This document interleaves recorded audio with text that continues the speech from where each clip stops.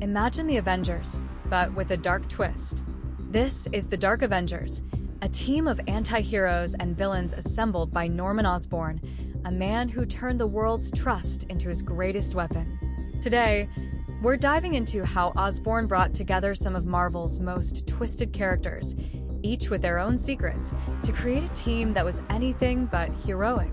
It all begins after the Skrull invasion, when Norman Osborn, yes, the same Norman Osborn, better known as the Green Goblin, takes down the Skrull Queen.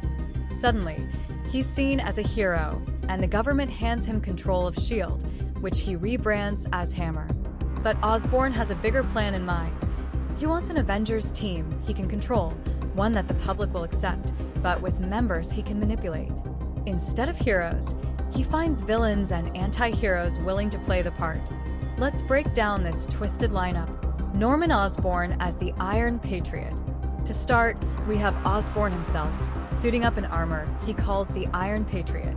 Think Iron Man, but with Captain America's colors, a patriotic symbol designed to win over the public. But Osborn doesn't share Iron Man's morality. He's here to control, not protect. Sentry. Next, there's Sentry, or Robert Reynolds, who brings godlike power but a dangerously unstable mind. Sentry has a dark alter ego known as the Void, which could turn on his own teammates at any moment.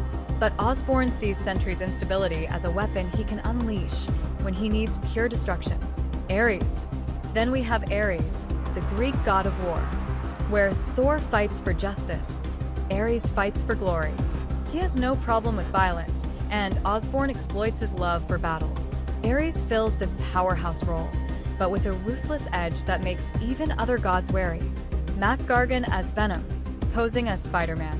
Venom, now bonded to Mac Gargan, formerly the Scorpion, takes on the role of Spider-Man. But this is no friendly neighborhood Spidey. Venom is bloodthirsty and volatile. Osborn dresses him up to look like Spider-Man, knowing full well that Gargan's monstrous nature will emerge in battle. Moonstone as Ms. Marvel. Then there's Karla Sofin, aka Moonstone, posing as Ms. Marvel. With powers of flight, super strength, and intangibility, she's nearly unstoppable. But her loyalty is to herself, not the team. Osborn knows her ambition and uses it, promising her power and status as long as she plays her part. Bullseye as Hawkeye. Bullseye is next, posing as Hawkeye. He has perfect aim and zero conscience. In his hands, Hawkeye's arrows become lethal weapons, and he has no qualms about collateral damage.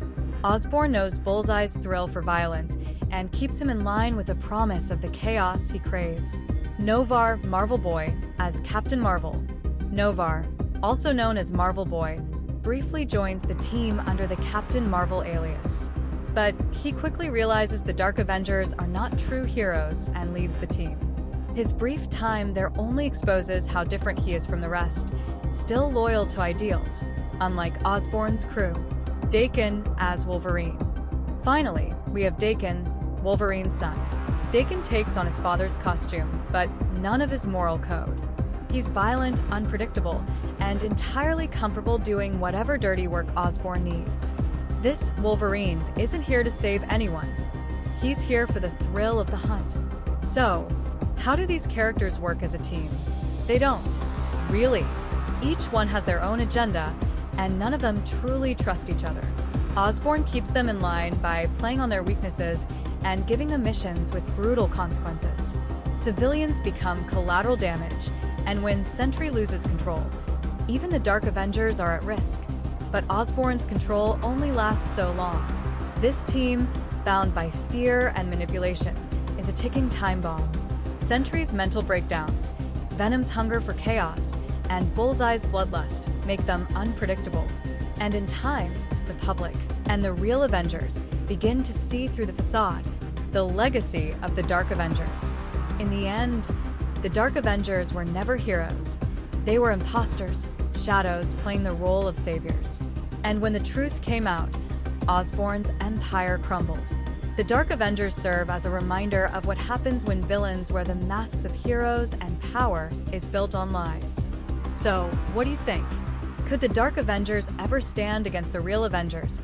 Or were they always destined to fail?